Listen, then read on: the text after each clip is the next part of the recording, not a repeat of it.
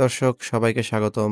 আজ জানাবো আন্তর্জাতিক গণমাধ্যমের বেশ কিছু গুরুত্বপূর্ণ সংবাদ। নিখোঁজ মার্কিন পাইলটকে উদ্ধারে আমেরিকার একটি বিশেষ অভিযানকে ব্যর্থ দাবি করেছে ইরান। এর আগে সকালে মার্কিন প্রেসিডেন্ট ডোনাল্ড ট্রাম্প তার টুইটারে পোস্ট করে জানিয়েছে, যুক্তরাষ্ট্রের ইতিহাসে সবচেয়ে সাহসী অভিযান সফলভাবে সম্পন্ন হয়েছে।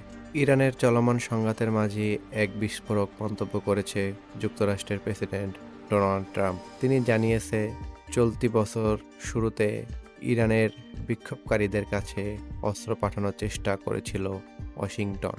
লেবাননের সশস্ত্র গোষ্ঠী হিজবুল্লাহ জানিয়েছে, দখলদার বাহিনীর একটি সামরিক জাহাজে হামলা চালিয়েছে তারা। লেবাননের উপকূল থেকে ৬৮ নটিক্যাল মাইল দূরে থাকা সামরিক জাহাজটিতে তারা হামলা চালায়। হিজবুল্লাহ এক বিবৃতিতে জানায়, যুদ্ধজাহাজটি লেবাননের ভূখণ্ডে এর বিরুদ্ধে আগ্রাসন চালানোর প্রস্তুতি নিচ্ছিল। তারা জানায়, বেশ কয়েক ঘন্টা নজরদারির পর এই হামলা চালানো হয়। এতে একটি নৌক্রুজ ক্ষেপণাস্ত্র ব্যবহার করা হয়েছে। হিজবুল্লাহ দাবি করেছে, ক্ষেপণাস্ত্রটি সরাসরি লক্ষ্যবস্তুতে আঘাত এনেছে।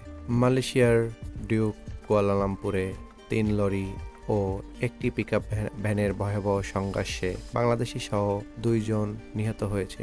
স্থানীয় সময় বিকেলে এই দুর্ঘটনা। রুশ কর্তৃপক্ষ জানিয়েছে, ইউক্রেনের একটি ড্রোন হামলায় দেশটির বাল্টিক বন্দর পিমোরস্কোর কাছে একটি তেল পাইপলাইন ক্ষতিগ্রস্ত হয়েছে।